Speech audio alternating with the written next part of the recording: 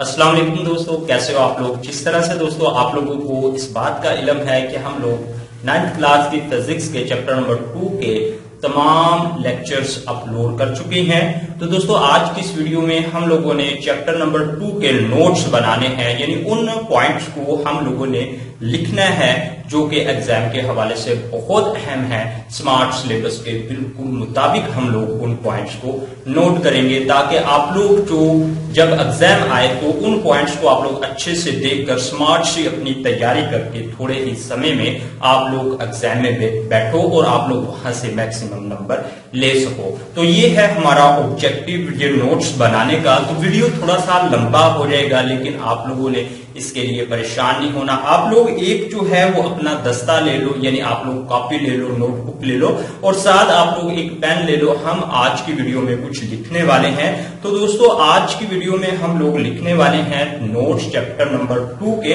अगर आप लोग दोस्तों फर्स्ट टाइम हो हमारे इस चैनल पर तो इसको आप लोग सब्सक्राइब जरूर कीजिएगा, बेल के बटन पर क्लिक कर दीजिएगा और वीडियो को लाइक और शेयर करना मत भूलिएगा। अगर दोस्तों बात की जाए चैप्टर नंबर 2 की, तो आपका जो चैप्टर नंबर 2 का फर्स्ट टॉपिक स्मार्ट सिलेबस में शामिल किया गया है वो है रेस्ट एंड मोशन।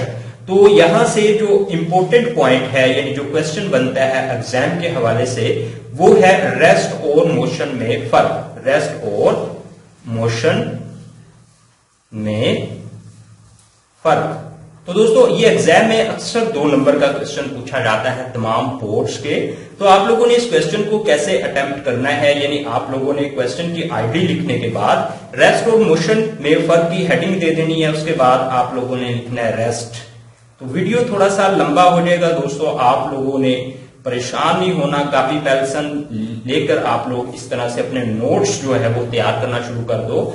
और रेस्ट किसे कहते हैं, रेस्ट में ऑब्जेक्ट कब होता है, तो ये लिख लेते हैं अगर कोई जिस्म, तो आप लोग लिखोगे अगर कोई जिस्म गर्द व पेश, यानी इसको बोलेंगे गर्दोपेश, गर्द व पेश के लहाज से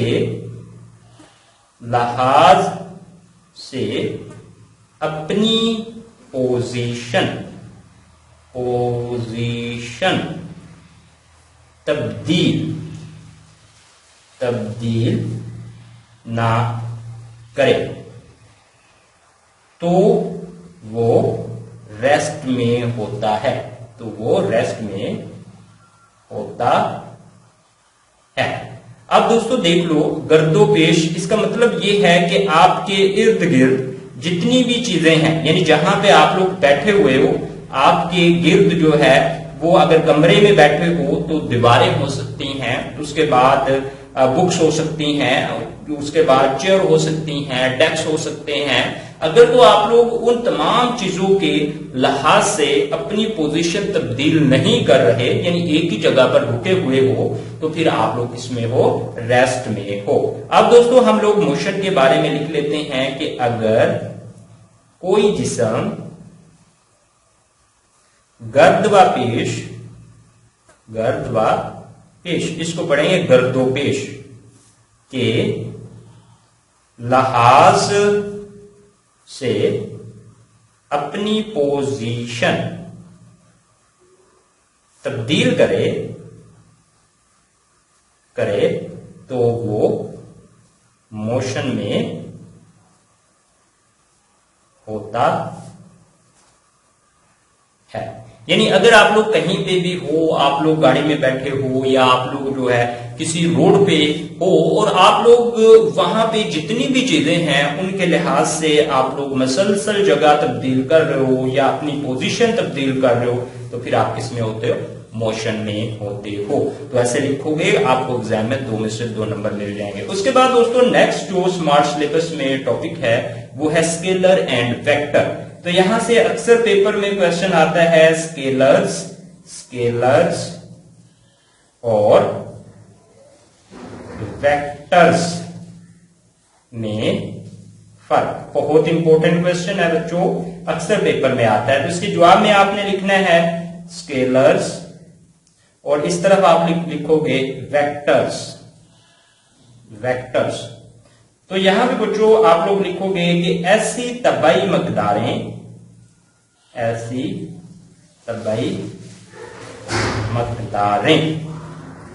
जिनका मुकम्मल इजहार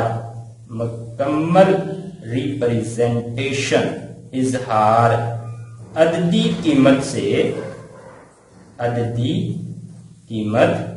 से किया जाए स्केलर्स कहलाती हैं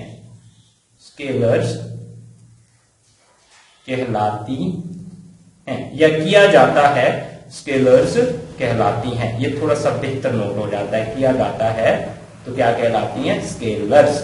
उसके बाद इनकी मसाल लिखोगे आप लोग, मसलन लंबाई, नैस, वक्त। ये बच्चों ऐसी तबाई मकदारें हैं, यानी ऐसी फिजिकल क्वांटिटी हैं जिनका इजहार जो है वो किया जाता है किससे? अददी कीमत से। उसके बाद दोस्तों यहां पे आप लोग लिखोगे कि ऐसी तबाई मकदारें जिनका इजहार यानी रिप्रेजेंटेशन, यहां पे मुकम्मल का वर्ड ऐड कर लो, जिनका मुकम्मल इजहार यानी रिप्रेजेंटेशन अददी कीमत के साथ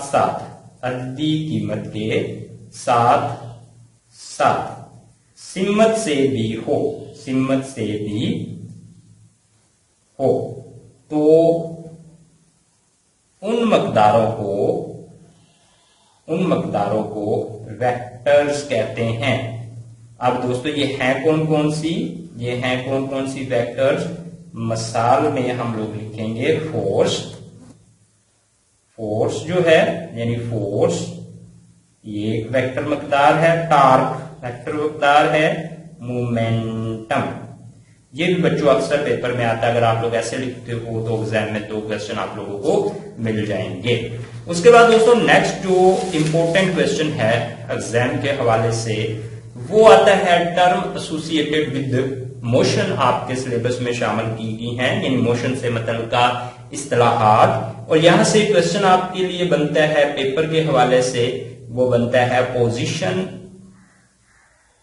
क्या है, या पोजीशन से क्या मुराद है, या पोजीशन की तारीफ कीजिए और मिसाल दें। तो इसके जवाब में आप लोगों ने लिखना है बच्चों किसी जगह का किसी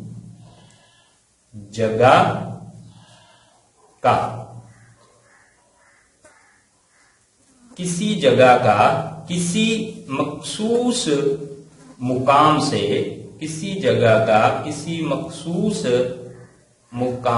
से फासला और सिम्मत उस जगह की पोजीशन कहलाती है। अब दोस्तों इसको हम लोग मिसाल से समझते हैं। तो आप लोग इस तरह से ड्रा करोगे, ये मैंने रोड ड्रा कर दिया है और इस रोड से ये कुछ रूट्स निकल रहे हैं। ऐसे एक रूट ये निकल गया है, सब रूट एक ये निकल गया है और दूसरा ये निकल गया है। अब मान लीजिए आप लोग यहां पर हो और ये आपका घर है और यहां पे आपने जाना है, ये आपका स्कूल है।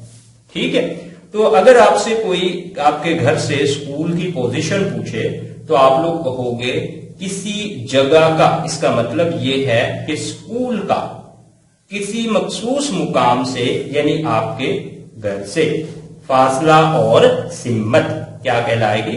पोजीशन। तो इसको आप लोग ऐसे एक सीधी लाइन जो है, जो आपके स्कूल एक सीधे रास्ते का जिक्र कर दोगे जो कि आपके घर को स्कूल से मिलाता है, उस रास्ते का जिक्र कर दोगे और ये लाइन होगी HS। अब इस लाइन की यानी HS लाइन की जो अददी कीमत है, लंबाई और सिम्मत जो है स्कूल की पोजीशन को रिप्रेजेंट कर रही है। तो आप लोग लिखोगे शक्ल में लाइन HS की लंबाई और सिम्मत स्कूल S की घर H से पोजीशन को जाहिर करती है। उसके बाद दोस्तों यहां से जो नेक्स्ट आगे क्वेश्चन बनता है, इंपॉर्टेंट मोशन से एसोसिएटेड जो टर्में हैं उनमें, वो है फासला और डिस्प्लेसमेंट में फर्क बयान कीजिए। फासला और डिस्प्लेसमेंट में फर्क। तो इसके जवाब में आप लोग यहां पे लिखोगे फासला और यहां पे आ जाएगा डिस्प्लेसमेंट। तो दोस्तों फासले के बारे में आप लोग लिखोगे, फर्स्ट जो पॉइंट है वो ये लिखोगे कि दो पॉइंट्स के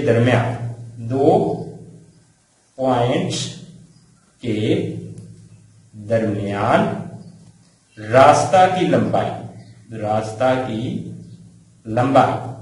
फासला कहलाती है। और इसकी मिसाल भी हम लोग देंगे। तो यहां पे इसके बारे में आप लोग क्या लिखोगे, दो पॉइंट्स के दरमियान कम अज कम फासला डिस्प्लेसमेंट कहलाता है। उसके बाद दोस्तों नेक्स्ट जो है फासला और डिस्प्लेसमेंट में फर्क आप लोग लिखोगे, यानी मैं यहां पे फासला लिख देता हूं, यहां पे डिस्प्लेसमेंट लिख देता हूं, डिस्प्लेसमेंट। अब दोस्तों ये जो है ये एक स्केलर मकदार है, स्केलर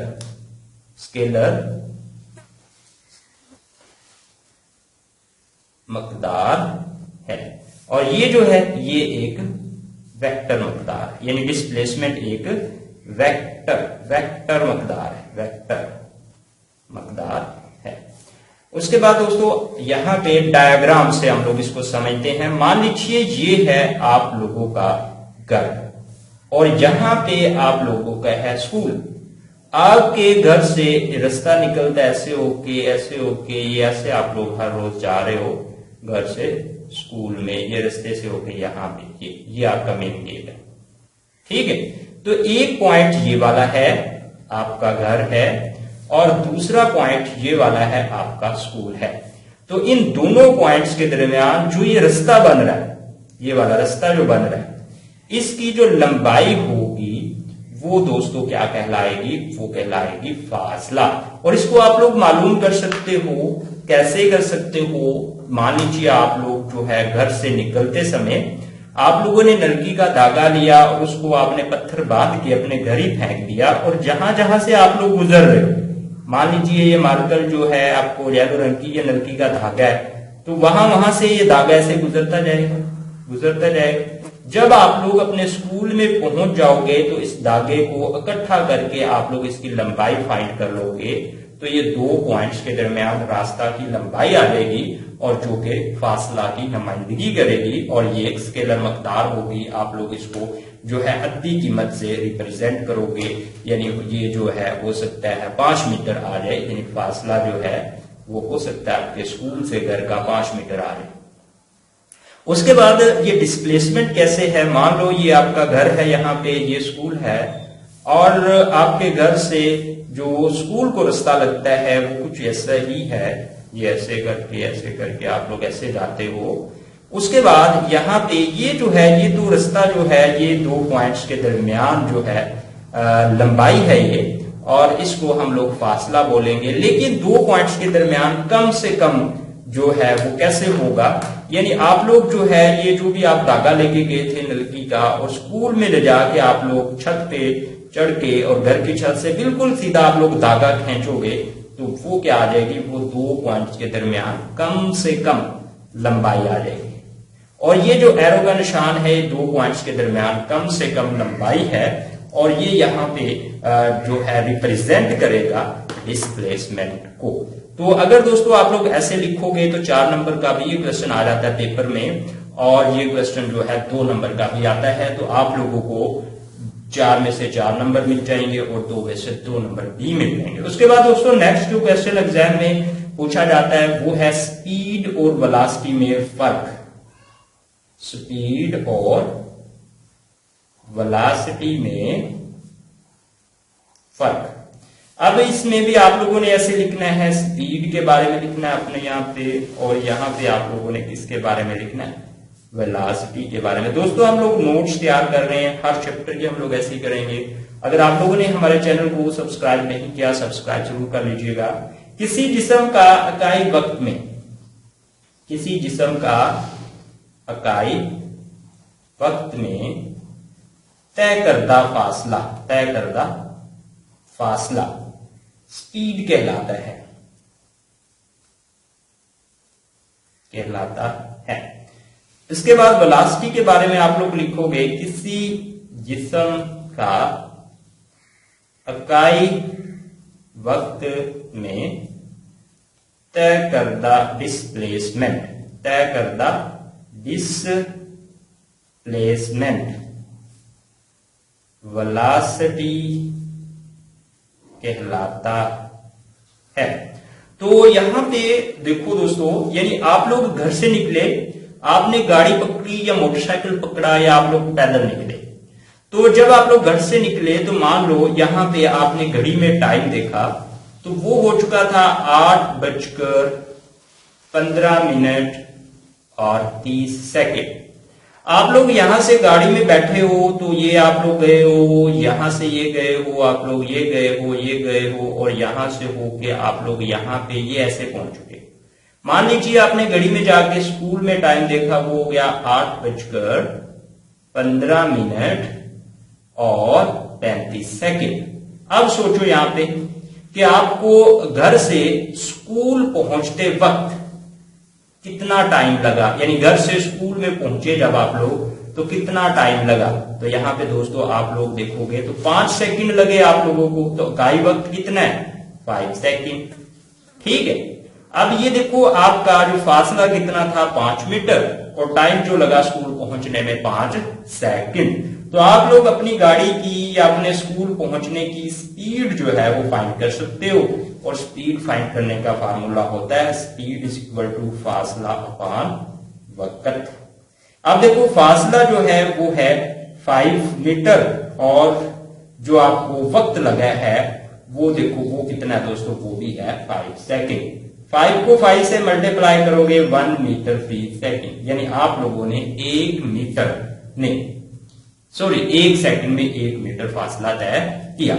अब यहाँ पे देखो दोस्तों, आप लोग अब हो यहाँ पे आप लोगों ने ये रूट इस्तेमाल नहीं करना, बल्कि 2 पॉइंट्स के दरमियान जो शॉर्टकट रास्ता है वो इस्तेमाल करना है। यानी आप लोगों ने स्कूल पहुंचने के लिए जो आप लोग ले आए हो वो हवाई जहाज ले आए हो आप लोग। अब हवाई जहाज में, एरोप्लेन में आप लोग बैठ गए हो, और यहां से आपने हवाई जहाज को डायरेक्शन सेट कर दी, और जाके आपका हवाई जहाज सीधा स्कूल में उतर गया यहाँ पे।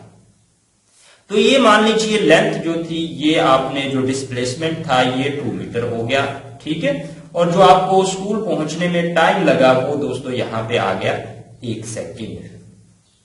ठीक है, तो अब देखते हैं हम लोग यहाँ पे वेलोसिटी मालूम करते हैं। वेलोसिटी मालूम करने का फार्मूला होता है डिस्प्लेसमेंट अपॉन वक्त।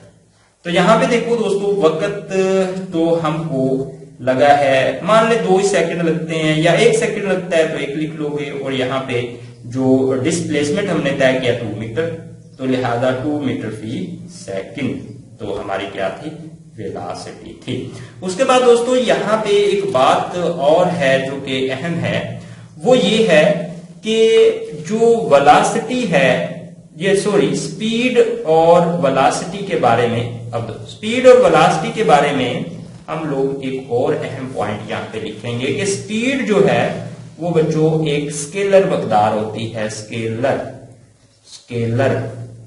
मकदार है, और जो वेलोसिटी है वो वेक्टर मकदार है। ये भी आप लोगों ने याद रखना है। तो ये 2 नंबर का अक्सर पेपर में क्वेश्चन आता है, आप लोग ऐसे लिखोगे तो एग्जाम में 2 में से 2 नंबर आपको मिल जाएंगे। उसके बाद दोस्तों नेक्स्ट जो क्वेश्चन एग्जाम में अक्सर पूछा जाता है वो है यूनिफॉर्म स्पीड और यूनिफॉर्म वेलोसिटी में फर्क बयान कीजिए। यूनिफॉर्म स्पीड और यूनिफॉर्म वेलोसिटी। बहुत अहम क्वेश्चन है चैप्टर नंबर 2 का। तो आप लोगों ने यूनिफॉर्म स्पीड लिखना है साइड पे, और यहां पे लिखना है यूनिफॉर्म वेलोसिटी। तो दोस्तों कॉपी पेंसिल लेके आप लोग अपने नोट्स ऐसे तैयार कर लोगे। अगर चैनल को सब्सक्राइब नहीं किया दोस्तों, आप लोग सब्सक्राइब कर लो। इस चैनल के जरिए हम आप लोगों को बिल्कुल फ्री जो है नोट्स तैयार करवाएंगे फिजिक्स के, और आप लोग देखोगे कि आप लोग मैक्सिमम नंबर लेने वाले हो। तो यहां पे देखो यूनिफॉर्म स्पीड में, ठीक है, कोई जिस्म यूनिफॉर्म स्पीड से हरकत करता है। कोई भी जिस्म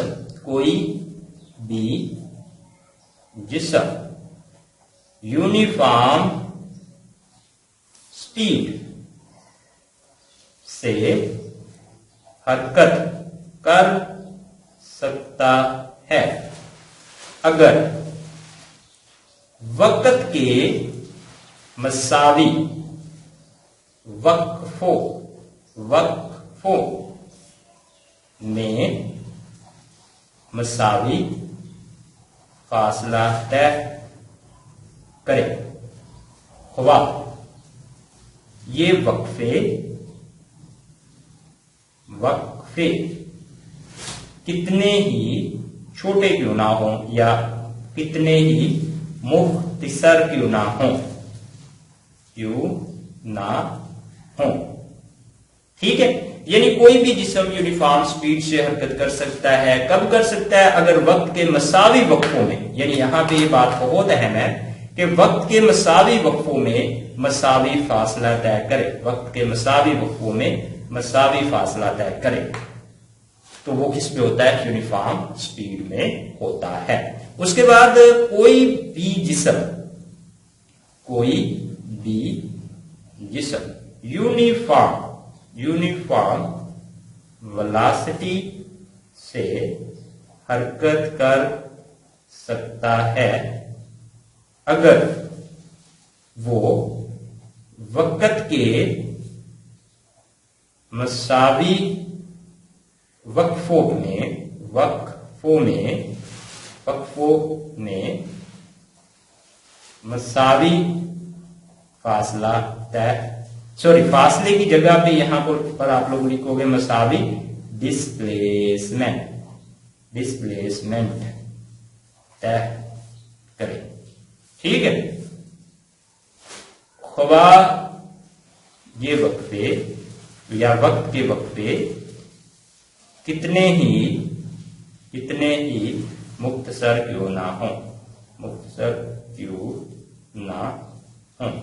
तो दोस्तों ये पॉइंट आप लोग ऐसे लिख लोगे। उसके बाद दोस्तों इसको मिसाल से समझ लेते हैं कि मान लीजिए ये मैंने y एक्सिस ले लिया है, x एक्सिस और ये y एक्सिस। यहां पे मैंने क्या किया है, ये जो है फासला के वक्फे बना लिए हैं, यानी 10 मीटर, 20 मीटर, 30 मीटर, 40 मीटर। ये मैंने वक्त के वक्फे बना लिए हैं। 2 सेकंड, 4 सेकंड हो जाएंगे और 6 सेकंड, और ये कितने 8 सेकंड। मान लें कि कोई जिस्म है जो पहले 2 सेकंड में 10 मीटर फासला तय करता है, तो अगले 2 सेकंड में भी फिर उसको कितना करना चाहिए? 10 ही। उससे अगले में भी 10 ही। तो यहां पे क्या हो रहा है? वक्त के मसावी वक्फों में ऑब्जेक्ट मसावी फासला तय कर रहा है, तो लिहाजा इस ऑब्जेक्ट की जो स्पीड होगी वो क्या होगी? यूनिफॉर्म। अगर ऑब्जेक्ट वक्त के मसावी वक्फों में मसावी डिस्प्लेसमेंट तय करे तो फिर उसकी स्पीड क्या होगी? इसकी वेलोसिटी क्या होगी? यूनिफॉर्म। उसके बाद दोस्तों यहां पे बहुत अहम टॉपिक है, वो है एक्सेलरेशन। और पेपर में क्वेश्चन आता है कि एक्सेलरेशन से क्या मुराद है, मिसाल दे। तो दोस्तों आप लोग और SI यूनिट लिखें, और हसाबी फार्मूला और IS यूनिट लिखें। अहम क्वेश्चन है। तो यहां पे आप लोगों ने देखना है कि एक्सेलरेशन से क्या मुराद है। सबसे पहले आप लोगों ने ये लिखना है, तो एक्सेलरेशन किसी जिस्म की वेलोसिटी में तब्दीली की शरह एक्सेलरेशन कहलाता है। एक्सेलरेशन एक्सेलरेशन कहलाता है।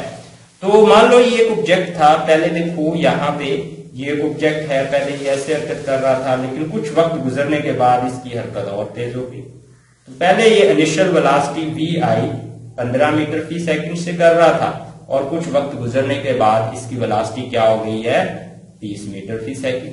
तो ये वेलोसिटी में तब्दीली आई है, किसके साथ, वक्त के साथ। तो इस तब्दीली की शरह को एक्सेलरेशन कहेंगे, और एक्सेलरेशन जो है वो इज इक्वल टू होता है वेलोसिटी में तब्दीली, वेलोसिटी में तब्दीली अपॉन वक्त। अब ये वेलोसिटी में तब्दीली कैसे हम लोग फाइंड करेंगे, फाइनल में से इनिशियल निकाल देंगे अपॉन वक्त t, तो हमको एक्सेलरेशन फाइंड हो जाएगा। अब दोस्तों यहां से देखो कि SI यूनिट जो है, वेलोसिटी में तब्दीली जो है वो भी वेलोसिटी होती है, तो वेलोसिटी का यूनिट है मीटर फी सेकंड और टाइम का यूनिट है सेकंड, तो एक्सेलरेशन का यूनिट हुआ मीटर फी सेकंड। अब दोस्तों एक और अहम क्वेश्चन इस टॉपिक पे से बनता है, वो ये है पॉजिटिव और नेगेटिव एक्सेलरेशन में फर्क बयान कीजिए। पॉजिटिव और नेगेटिव एक्सेलरेशन में फर्क बयान कीजिए। तो दोस्तों वीडियो काफी लंबा हो चुका है, हम लोग इस ही क्वेश्चन को के नोट्स बनाएंगे और उसके बाद जो है पार्ट 2 बनाएंगे हम लोग। पार्ट 2 आपको उसी वक्त मिलेगा जब आप लोग हमारे चैनल को सब्सक्राइब कर लोगे और बेल के बटन पर क्लिक कर दोगे। पॉजिटिव एक्सेलरेशन और यहाँ पे नेगेटिव एक्सेलरेशन। तो आप लोग कमेंट करके हमको फीडबैक दोगे तो हम इस तरह की वीडियो और ज्यादा बनाने वाले हैं हम लोगों के लिए। अगर किसी जिस्म की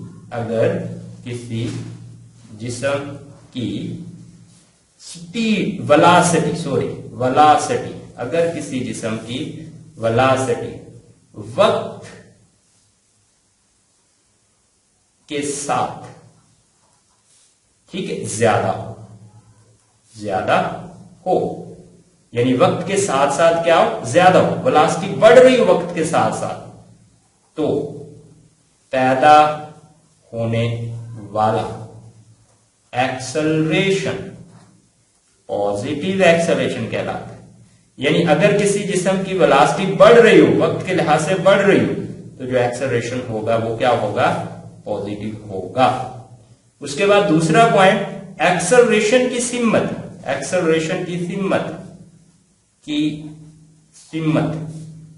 वो ही होगी जिस सिम्मत में जिस्म हरकत कर रहा होगा, ठीक है। उसके बाद अगर किसी जिस्म की वेलोसिटी वक्त के साथ कम हो रही हो तो पैदा होने वाला एक्सेलरेशन नेगेटिव होगा,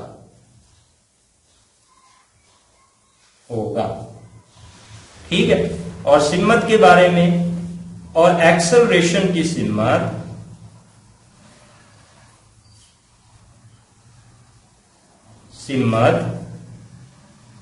जिस्म की मोशन की सिम्मत के मुखालिफ होगी। तो ये था दोस्तों पॉजिटिव और नेगेटिव एक्सेलरेशन में फर्क। तो काफी लंबी वीडियो हो चुकी है, तो हम लोगों ने यहां तक ही अपने लेक्चर का हम लोग जो है वो इख्तिताम कर देते हैं। नेक्स्ट हम लोग इससे आगे टॉपिक के नोट्स बनाएंगे और चैप्टर नंबर 2 का जो स्मार्ट सिलेबस है चैप्टर नंबर 2 का उसके मुकम्मल हम लोग नोट्स तैयार कर लेंगे। और पार्ट 2 जो है आप लोगों को इस वीडियो का उसी वक्त मिलेगा जब आप लोग हमारे चैनल को सब्सक्राइब कर दोगे, बेल के बटन पर क्लिक कर दोगे, वीडियो को लाइक और शेयर कर दोगे। ओके दोस्तों, अल्लाह हाफिज। इजाजत दीजिए अपने भाई को, दुआओं में ढेर सारी दुआओं में याद रखिएगा। अल्लाह हाफिज, बाय।